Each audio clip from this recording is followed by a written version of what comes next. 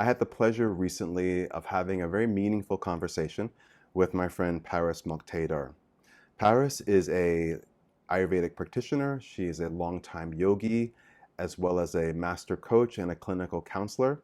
She helps people who are experiencing pain and insecurity in their health, as well as finding fulfillment in their life.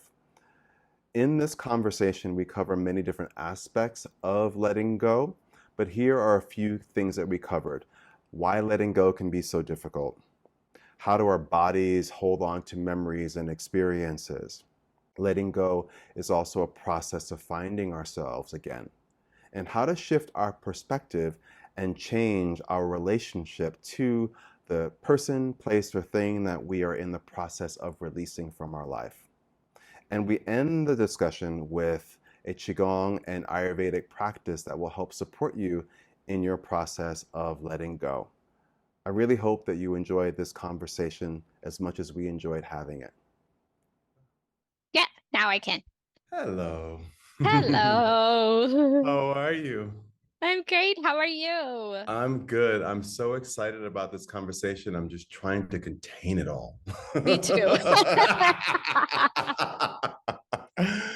Oh, wow. Wow. All Yes. right, everybody. So, welcome to Beyond Fear of Letting Go. I'm here with my dear friend Paris.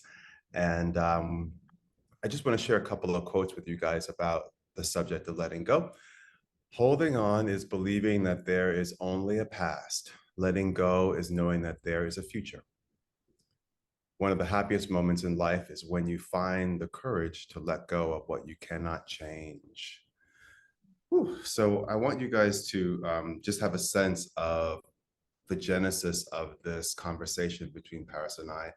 I sent Paris a message, I don't know, like a month or two ago, maybe. And I was in Palm Springs, California, a place that I've been to countless times. But this was my first time going in a long time by myself. I'm used to going there with my husband, soon to be my ex-husband. And when I was there, I was just flooded with so many memories of being at this place or being at that place and being with him, being with family, being with friends, being all there together. And it was overwhelming at times. And then I had this deep knowing within me that, oh, Stephen, this is time for you to start to make new memories for yourself in these places and start honoring the past, but really looking forward to the future. So that had deep resonance with you, Paris. How did that fall? How did that land for you when I first brought that up? Thank you for that intro. It's like it's the center of my heart. Mm.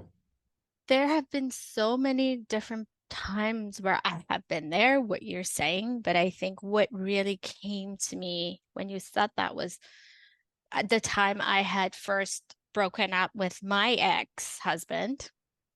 And, he was kind of my best friend. Like we did everything together. And he really had an adventurous soul. So we would like travel. And in fact, he came back to my homeland, Iran, with me. And he showed me the country in a way that I could have never showed him. And he's Canadian, he's not from there, but he has this adventurous spirit. And when the relationship ended, I was like, oh my God, like I can't go to this restaurant. I can't go to that cafe. It brings up so much stuff for me. And one day I had to like get really clear with myself and be like, girl, this is not who you are. Sure, be sad, be heartbroken. Maybe you can't move, but you gotta get, like there's a saying that says like, let the heaviness of the shed drop. And so you can fly, girl. Like, I know you can do this. And it was a decision that I made to look at it as not something horrible that has happened to me and why me, and when I see other couples or other relationship, why can't I have that, into wow, wait a second, this is an exciting moment because I can recreate. I can take my experiences from past and have the beautiful memories and step into my future. So I think the shift for me was what you just said, like in that beautiful quote. It was like, I can look at this as my past and be stuck there, or I can really come to my body, see this present moment, and decide to jump into my future the way I want to design it. And how exciting is that, you know? Another time that I think of is when the pandemic happened. Like that was here I am rebuilding my life with a 6 months old baby and buying a house and getting settled and being like, okay, at least I have my business and everything's going well there. I can support us. And then the pandemic happened. Like that was a shock to my system. I own a hot yoga studio. Like those, the gyms and yoga studios and stuff were like hit the worst. Mm. And it did really take a couple of months for me to even like believe that this has happened. But again, I had to go through the process of here we are and we got to accept it. And it's like, I think it comes to that moment where you're like, okay, here we are. We have to accept this and let the heavy stuff fall so that where are we going to go from here? Let's fly from here. Let's design the future. Mm. I So love that. that's, yeah, where it hit me. Yeah, I love everything that you said. What comes to mind is that it's a decision, it's a choice Mm, that we make to shift our perspective and our perception and look towards the future, still honoring the past and still honoring all yeah, those connections that we have to people, to places, to things, but making a decision to look towards the future and look towards it with a sense of hope and optimism and joy as well. I love that. But I also want to know, it's like, why is it so difficult for us to let go? Like, what do you think it is that makes it so hard for us to let go? I know for me, I think it's just part of it is we just get really comfortable in routine and connections, and there's a sense of safety in the familiar and what's yeah, comfortable. And then anything other than that, it can create fear and this desire to latch on and hold on to the familiar. Uh, and then also, I just think there's a lot of fear. There's a lot of fear mm, that about stepping forward, the unknown of tomorrow.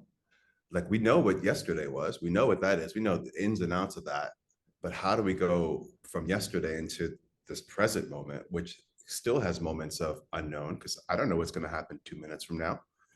And then yeah, there's the future that's further ahead. So I always find it interesting, like why it's so challenging. And I think also think we're just wired to connect to things and to hold and to become to rely upon the things that around us that make us feel safe and familiar and comfortable, and even if it's not healthy for us, right? Because there are things yeah. that we hold on to that are not healthy for us, and the fact that it's leaving is actually a good thing. But our bodies and our minds just will interpret it as something else.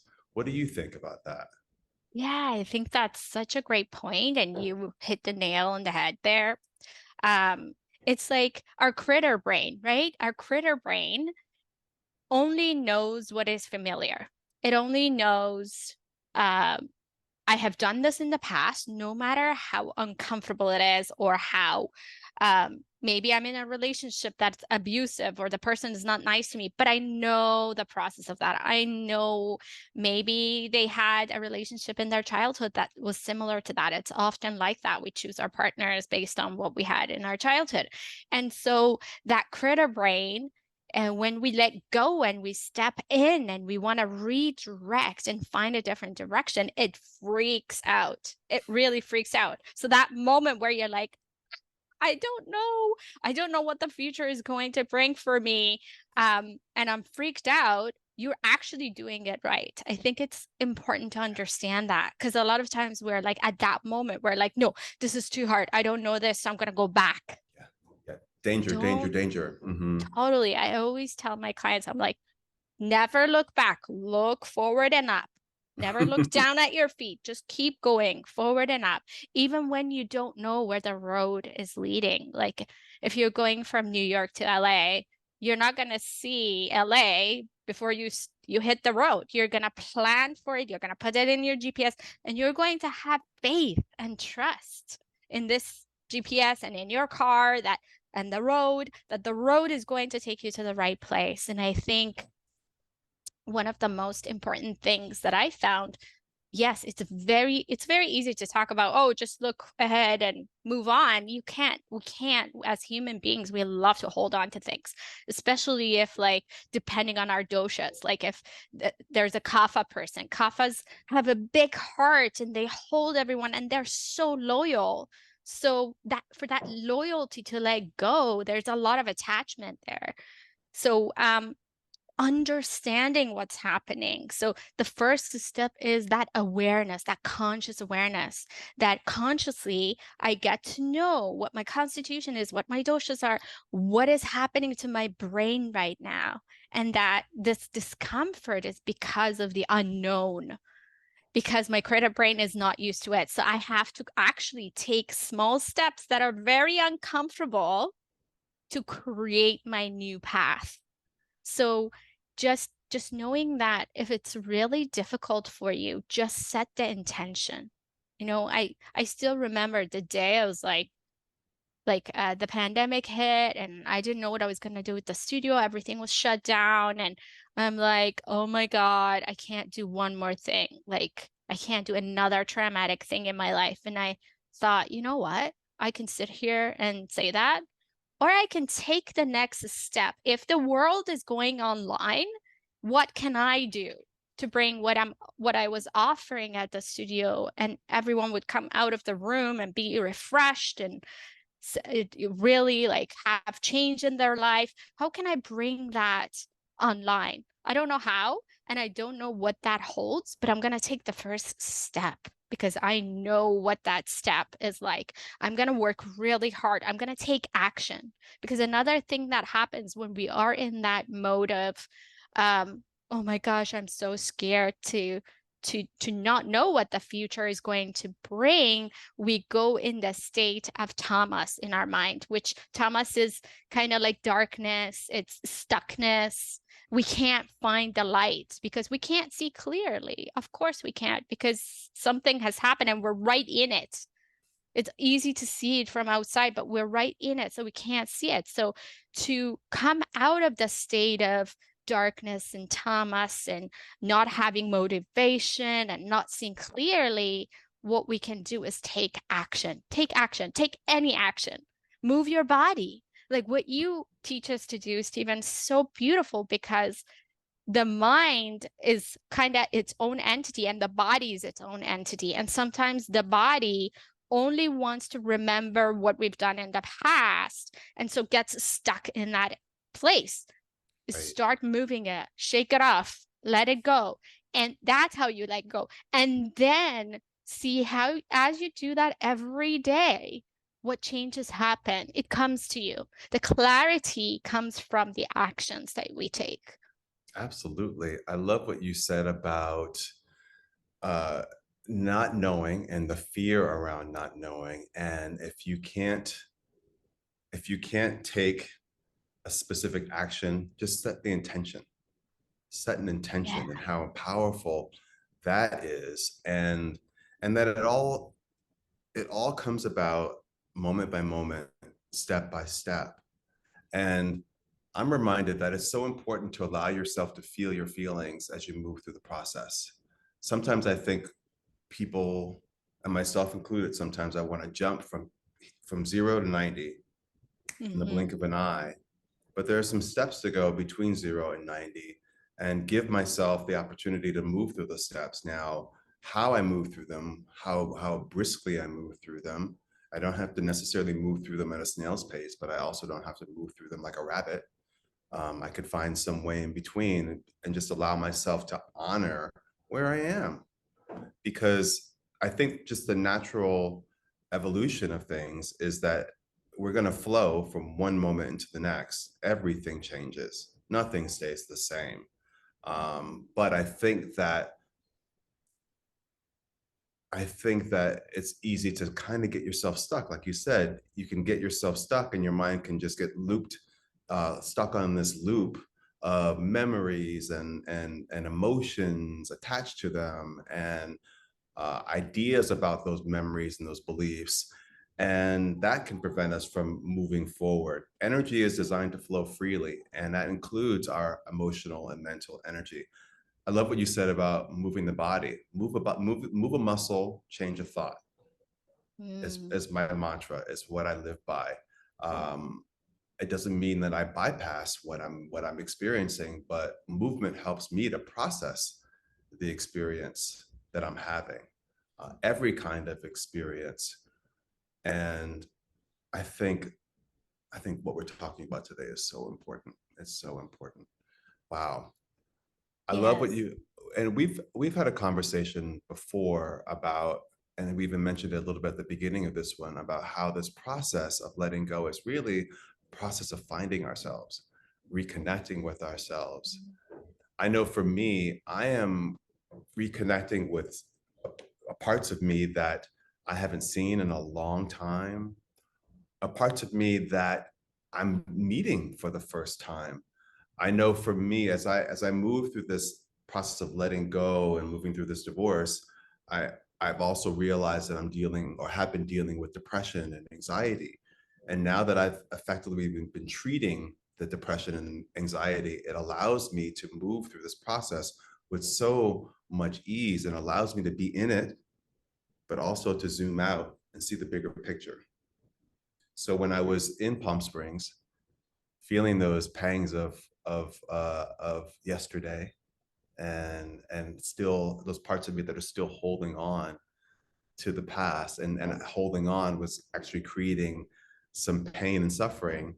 I'm better able, more equipped to shift my focus. Like, what am I going to focus on? Am I going to focus on yesterday, or am I going to focus on the fact that I'm walking around Palm Springs in West Elm? Oh, look at all the beautiful things. It's so nice. Oh, I could buy that pillow if I want to. I can bring that pillow to my new home and make my new home mine, and to get more settled and to nest, and wow, what an amazing future I'm building for myself in this new home.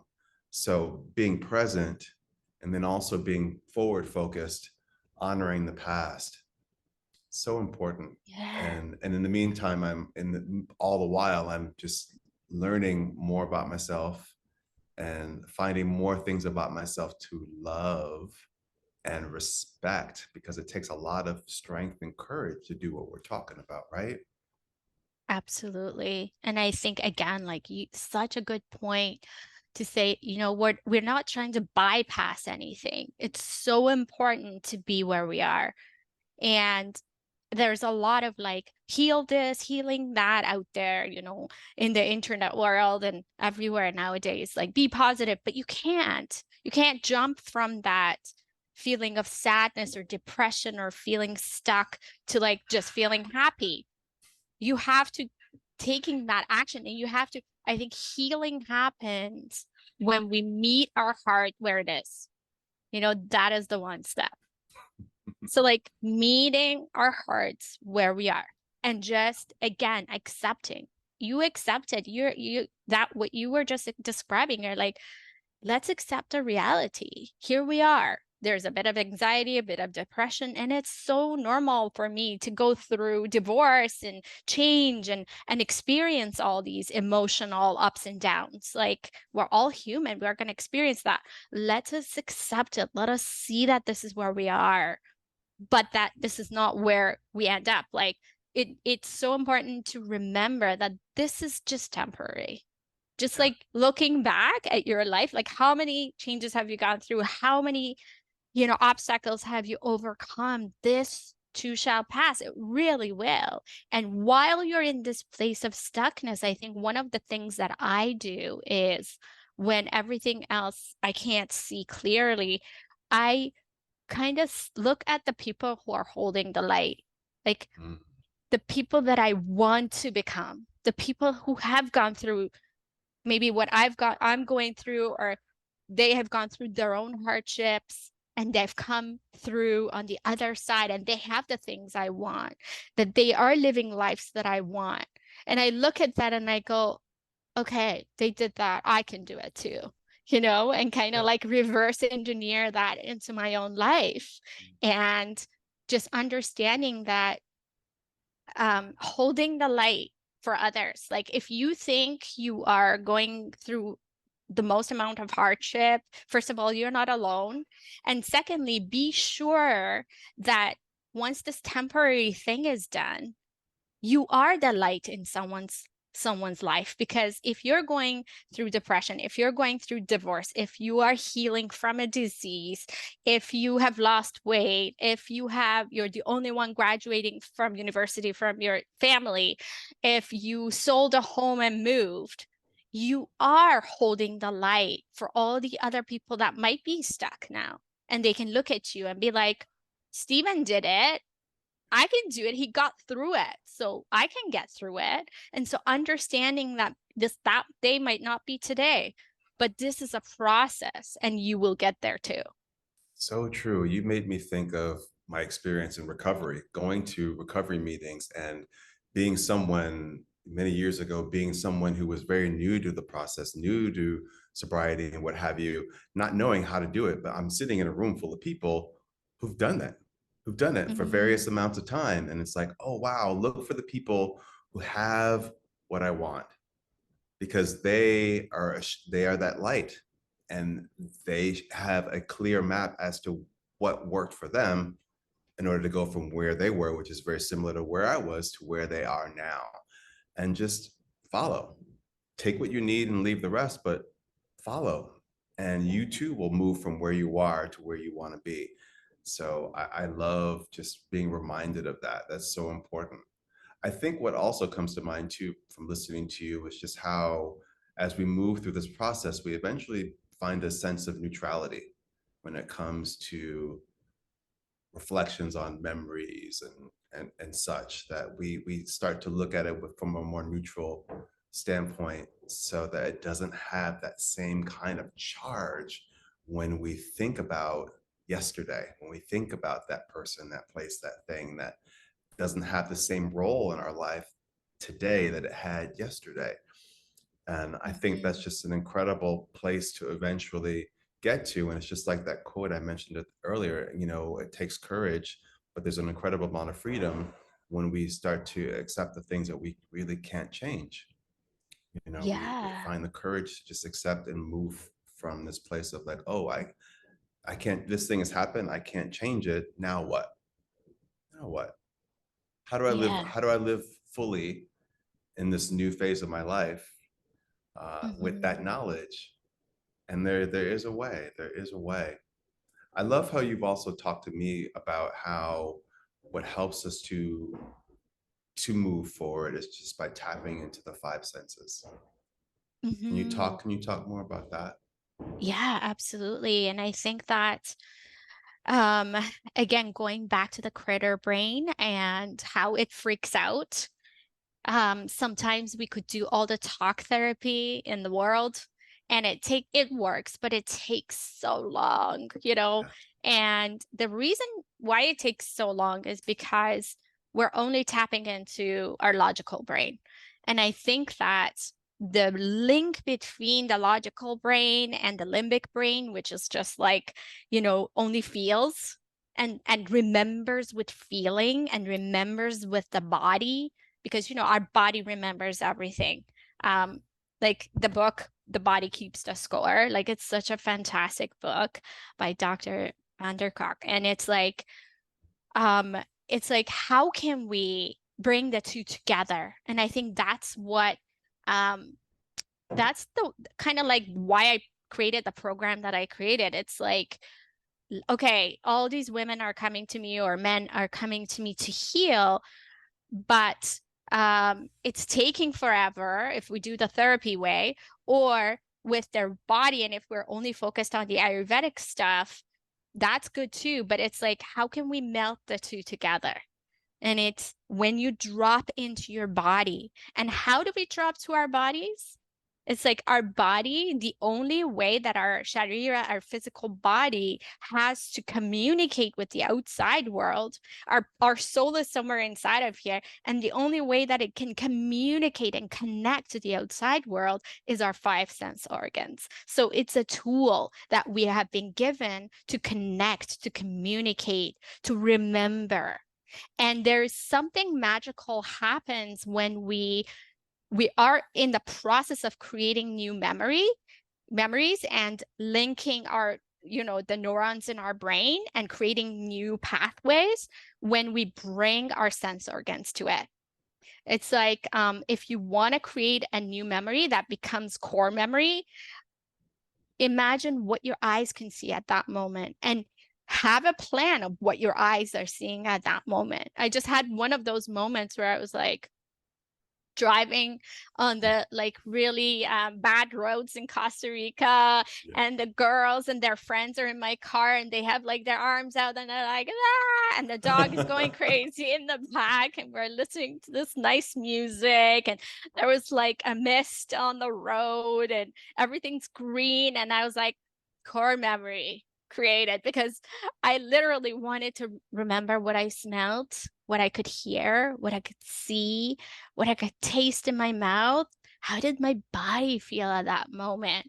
And boom, I'm creating a new pathway in my brain. And you can do that like with like the practices that you teach, Stephen. It's like if people can bring in their five sense organs, there's going to be so much transformation done because you're reconnecting to your body. And it's like, yes, every kind of exercise works, like getting out there and moving works. But in my personal experience and what I see in my clinical practice, when we mindfully go inside and we do things mindfully, like something like, Qigong or Tai Chi or yoga and mindful practices or dances that we're really kind of meditating as we're moving, um, those are the things that even in a short time creates a really huge impact on our mind, because the body is now getting the message of, okay, I guess we're like somewhere new. We're experiencing new things and we're really enjoying it. And I want to say one more thing about this, because people get scared of like how many like bad thoughts they have, or that they're stuck in fear and anxiety. That stuff is embedded in us because our ancestors had to survive in the cave, and they had to really like watch out if the bear's coming to eat them. So that stuff is generation after generation stuck in our mind. It's strong. However, when we refocus on the joyful stuff, because we haven't done it, because our ancestors, it's something new. And if we bring the five sense organs into that, the power is 1,000 times more than any negative thought you would have. So that's where, like, I don't know if you've heard of the new like term glimmers come in. It's like Yeah. glimmers are like the opposite of dimmers, like just taking one little thing that is happening at this moment. Like it can be that the sun is shining on my skin and I just really pause and I just feel like, oh my God, this moment I'm talking to Steven, like this is a dream. I've worked so hard to get to this point where I can talk about the stuff that is my truth and the sun, and then, everything else in the background. Wow, this becomes a glimmer. And then my body starts creating serotonin and off I go for the rest of the day. So it is in the Yeah. little things Yeah. that we can Yeah. create that. That's so great. And it's great. It's the little things. I think oftentimes when we have what we consider to be a big problem, we think that the solutions have to be big solutions. And sometimes it's the little things that are so impactful, the things that we really participate in every day, but we don't pay attention to. We take it for granted. But when we add mindfulness to it, what a transformation. I think it'd be great if we can offer folks certain practices that they can use to help themselves to let go, to move beyond the fear of letting go. I would like to offer a few qigong things, and then I invite you to share some Ayurvedic tools as well. One of the things that I use oftentimes when I'm holding onto something that I need to let go of is I shake. I shake my body. Mm, So while we're sitting right here, place the hands out in front of you with the palms facing down and just shake out your wrists. And as you do so, just breathe in deeply and let's inhale through the nose, exhale out through your mouth. And again, deep breath in, deep breath out. Now let's turn the palms to face up. Do the same thing. Deep breath in, deep breath out, deep breath in, deep breath out. Each shake and each breath, you're letting go of something you're holding onto that's no longer serving you. And then slow it down till you come to a point of stillness and just feel the sensations in your hands. Notice the maybe a buzzing or tingling sensation in your hands. That is your life force energy. And the hands are great transmitters and receivers of energy. Let's bring the hands just a few inches apart, palms facing each other. And just see if you can feel the energy between your hands. And then allow the hands to separate a bit and imagine that energy between your hands is expanding. And then when the hands move closer to one another, that energy is contracting and condensing.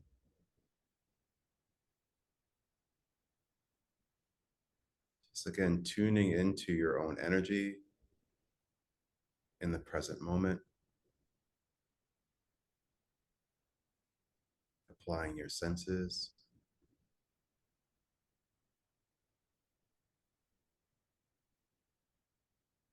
And now I invite you, as you play with this ball of energy in front of you, I invite you to think about something that you want to draw into your life. Just one thing that you feel like you need and you want to draw it into your life and come up with one word to represent that.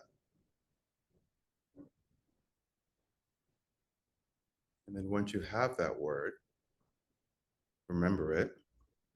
And now think about the thing that might stand in the way of you bringing that into your life. It might be an obstacle of sorts. And if you can, think about that one word that represents that thing that you want to release and let go of that's no longer serving you. And then once you have those two words, I want you to take a nice deep breath in through your nose. And as you inhale, imagine yourself drawing in more of what it is that you need or want for yourself. And then exhale out through your mouth and release that thing that stands in the way that you need to release.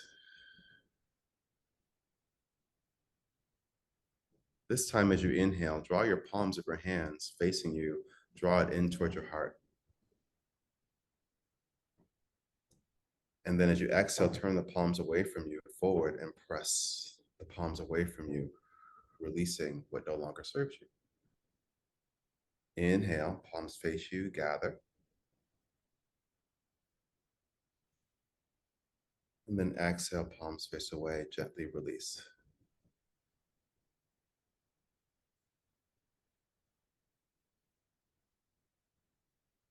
Just do this a few more times, your own pace.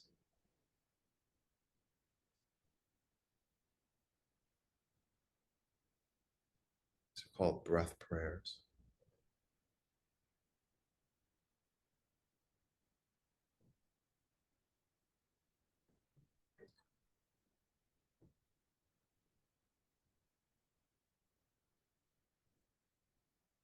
And then place your hands right over your heart. Just breathe into your heart.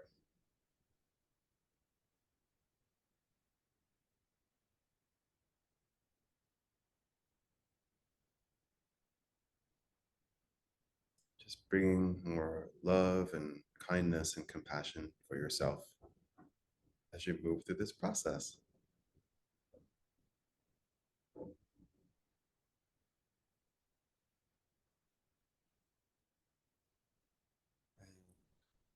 Arms down and relax.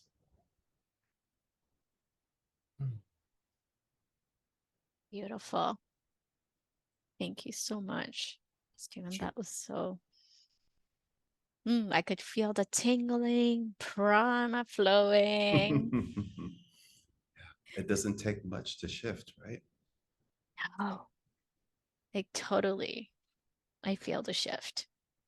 Um, and I think that that's goes with like the concept of, when we're in change and in unknown times and territory, really our vata goes crazy. And vata is air and ether element. And the air element, when it goes crazy, creates a tornado that feels like we're it's out of our control. Our life is out of our control. Our thoughts are out of our control. And so sometimes uh, anxiety could feel like that. And then we go between anxiety and depression, which is that state of tamas. It's like up and down, up and down. And we forget that balance of sattva, that between balance of clarity and a like simple practice like that. Wow.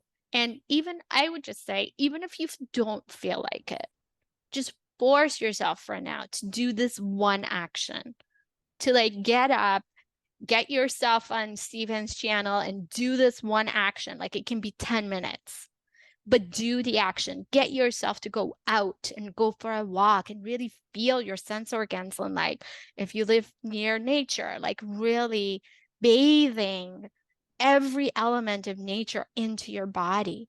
But just force yourself to take that one action, especially first thing in the morning.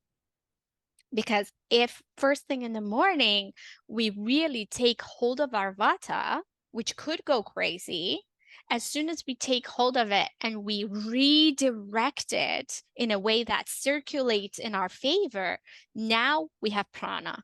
You see, now we created, like if we had like jittery or it's kind of like energy that was out of our control, or maybe we were nervous as we were talking to each other. And I felt like literally that turning in and shifting into prana. How beautiful with one simple exercise. And so I think that what I can offer our audiences is maybe doing a a physical reset as well for that vata. And that's where I have created like this reset for the gut and the brain, which is physical, but it also has all the little things that you can add so that it can support you in this reset. And this is a really great season for that, because the times that the seasons are shifting, according to Ayurveda, because the elements outside of our shifting, the environment is shifting, the same thing's happening inside of us, and things are shifting inside of us as well. And so it's a great time to do that reset. And I'm offering that to your listeners and everyone who's watching this and in the link below. So hopefully that will be helpful for them. That's so great. Oh my goodness, what an amazing conversation we've just had. I could sit here all day Always. and talk to you and talk about all things energy and wellness. Thank you so much, Paris, for taking the time out to have this meaningful conversation with me. Tell people how they can get in touch with you, tap into your work, let them know. Yeah, thank you so much for that too. The I would be happy to again share the PDF below, and for people to visit the website. It's just my first and last name, parismuqtadir.com. And what I'm doing these days, and what I took the time during the pandemic and created, is a pillar that a course that consists of 12 pillars, and each pillar takes us through something really important and empowering in our life, whether it's our physical body, our emotional body, or our spirit. Because really, health does not happen, health or swastha in Ayurveda happens only when the three are connected. So I work with my clients through the pillars in 3 months or 6 months, depending on the timeline that they need. And so there's a lot of transformation that happens. And I can say this to you because I see it all the time. So if you're in that stuck place, please, please know that this is temporary. You can get help, get support. I think that's one of the most important things. We're not designed, like as human beings, to do things on our own, to do everything on our own. We're designed to be tribes, and we're designed to have help and support. And so get help and know that you will see the light. It's just doing the steps, and let someone hold your hand, let someone hold the light for you as you go through the path. Beautiful. Thank you so much. And for folks who want to tap into my work as well, go to my website, stephenwashingtonexperience.com, where you can find access to all the things that I offer, whether it's my SWE studio, my membership community for wellness, or my online courses, my book, Recovering You, but also my one-on-one sessions that I do with people to help people help themselves, to empower themselves through mindfulness and movement. So Beautiful. beautiful. Have a wonderful rest of your day, Paris. Everyone watching and listening, enjoy your day, and just know that where you are today is not necessarily where you're going to be tomorrow. So, Amazing. Thank you, yes, Stephen. This has been thank you. so wonderful.